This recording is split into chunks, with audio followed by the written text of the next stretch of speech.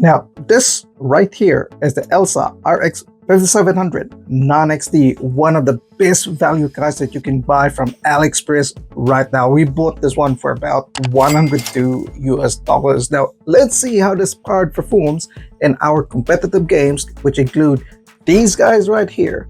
And as always, to make things interesting, we're also going to compare this card with our modern RTX 4060 8GB card and see how this card performs against that. But before that, let's have a look at our drivers and our PC specifications. The RX 5700 non-XT is an older generation GPU, and this was released on 2019. Our specific model here is the Elsa RX 5700 non-XT, which comes with some slight factory overclock. However, we wouldn't be tweaking anything here on the drivers, just bare bone stock configuration. Meanwhile, we have our RTX 4060 right here, and we are using the Asus Dual model, which also comes with factory overclock, and we have left this on stock configuration. We'll be putting both of these cards on our Ryzen 5800 X3D system, and for the games we are running, we are using competitive settings, which reflects real-world scenario based on maximum performance and visibility. Now let's start with the first game, Warzone. First thing you'd notice in Warzone is how unstable our frame time charts is. We are getting multiple frame time spikes in here, which would be some form of stuttering in game. I mean, I can still hit my shots here and there, but I could definitely feel those frame time spikes. Our Elsa RX 5700 non-XT is definitely maxed out here at 99%, and Warzone average FPS is at around 110 plus, while lows are pretty bad at almost half that. Now, we've tried multiple things like even limiting our VRAM allocation for this card to see if it makes any difference, and it actually decreases the performance. GPU power is quite good and is at around 100 watts, whilst temperature is pretty good too. It's pretty cool at less than 55 degrees, and this is one thing we really like about this card. When compared to the RTX 4060, there's definitely no contest here. The RTX 4060 demolishes it by having 26% more average FPS and about 47% more in 1% lows, and it's quite obvious with the frequent frame time spikes on our Elsa RX 5700 non-XT. When using upscaling technologies like FSR 2.1, it sort of like stabilizes the card a little bit in terms of frame times. However, it is still slower compared to the RTX 4060, which is understandable because the RTX 4060 is actually $200 more expensive than our Elsa RX 5700 non-XT. Apex Legends is actually pretty decent with the Elsa RX 5700 non-XT. We are running really high average FPS at around 250, while our 1% lows is at around 180 FPS roughly. We do get some random frame time spikes, but for the most part it is pretty consistent and stable despite mostly maxing out our GPU usage. The GPU power here has ramped up a bit to around 115 watts, which also increased our temperature a little bit, but it's still lower than 60 degrees, so that's fine. When compared to the RTX 4060, our RX 5700 non-XT is a bit slower on heavy action scenes, and we can see that the RTX 4060 has higher FPS in both averages and 1% lows. On static scenes, it's basically the same thing. The RX 5700 non-XT is definitely much slower, but as mentioned, you do have to take the price of both cards in consideration. And before we proceed, boys, if you're interested on seeing more of our in-depth hardware testings, make sure you subscribe to the channel. These competitive shooters tend to change performance very often, especially on major game patches. Okay, let's move on to the next game.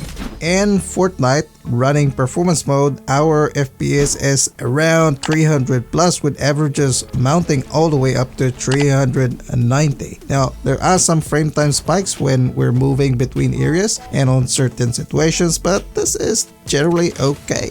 Lows are pretty good at 180 plus FPS. Now we are not GPU limited here. There's about 80 watts on our GPU power consumption. Our Elsa RX 5700 non-XT is actually pretty good in here, running very cool at less than 60 degrees, and performance mode is pretty decent. Now when we compare this to the modern RTX 4060, we can see that the RTX 4060 is 26% faster in terms of average FPS and also has better 1% lows. GPU power consumption is roughly the same between both guys. Now when we look at other APIs, in DX11, the RX 5700 non-XT is now GPU bound, and the RTX 4060 is still better in terms of raw average FPS and 1% lows. However, we do get those frame time spikes, which you would notice somewhere here, and would explain why we have a much lower 0.1% lows. And the X12 is pretty much the same, wherein we get better average FPS and 1% lows in favor of the green theme. The RX 5700 non-XT is still pretty decent though. Definitely no slouch for a card that is only 1/3 the price. And here we have all three APIs running: performance mode, DX11, DX12 for the Elsa RX 5700 non-XT. Performance mode definitely has the best 1% lows, while DX11 has better average FPS. In terms of Valorant, the Elsa RX 5700 non-XT runs okay. We are getting pretty decent FPS here, and this is because we are not GPU bound, which means our CPU can just unleash its raw strength. And you can see that with our FPS going as high as 500 in here. One thing we've noticed as well is that you do get micro stutters on certain scenarios, which can potentially affect your gameplay. However, for the most part, it is still very smooth.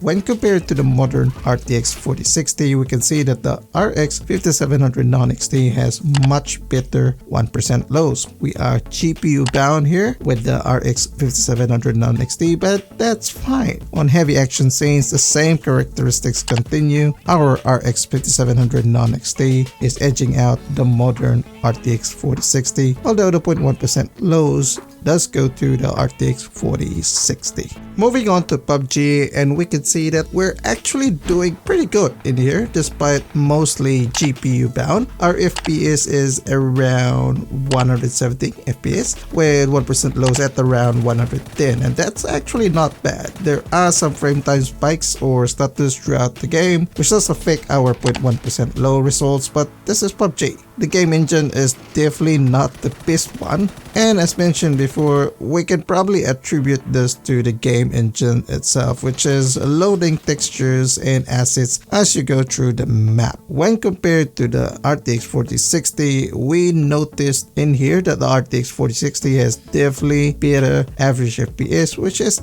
around 47% more, and also has much higher 1% lows compared to the Elsa RX 5700 non-XT. On heavy action scenes, we could also see the same thing. The lead even goes higher. Look at that. That's almost 100 FPS difference, or roughly 70% more. Likewise, 1% lows for our RTX 4060 is around 40% higher as compared to the RX 5700 non-XT.